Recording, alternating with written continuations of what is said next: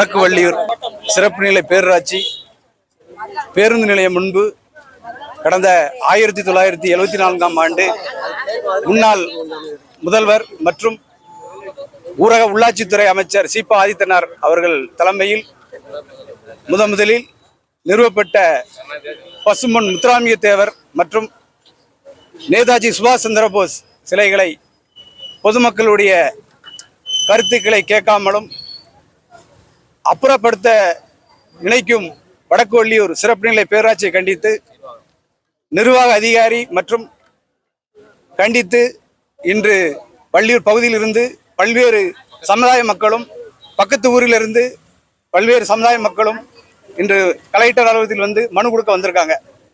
இதை தேசிய முற்போக்கு திராவிட கழகம் சார்பில் மாவட்ட செயலாளர் விஜய் வேலாயுதம் நான் எனது சார்பில் மனு கொடுக்க வந்திருக்கேன்.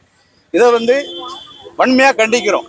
எந்த பொதுமக்களுடைய கோரிக்கைகளும் கேட்காமல் அப்புறப்படுத்த நினைத்தால் மாபெரும் ஆர்ப்பாட்டம் செய்யவும் தயாராக இருக்கிறோம் என்பதை இதன் மூலம் தெரிவித்துக் கொள்கிறேன்.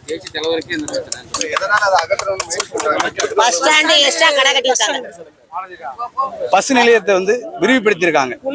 விரிவுபடுத்தும் போது அந்த சிலை இடையூறாக இருக்கின்றது.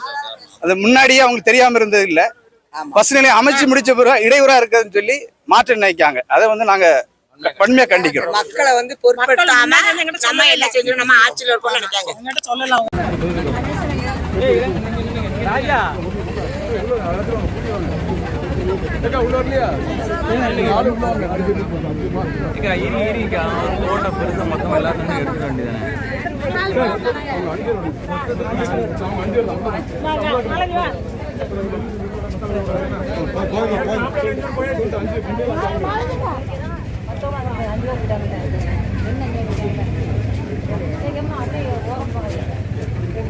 அப்படி பின்னாடி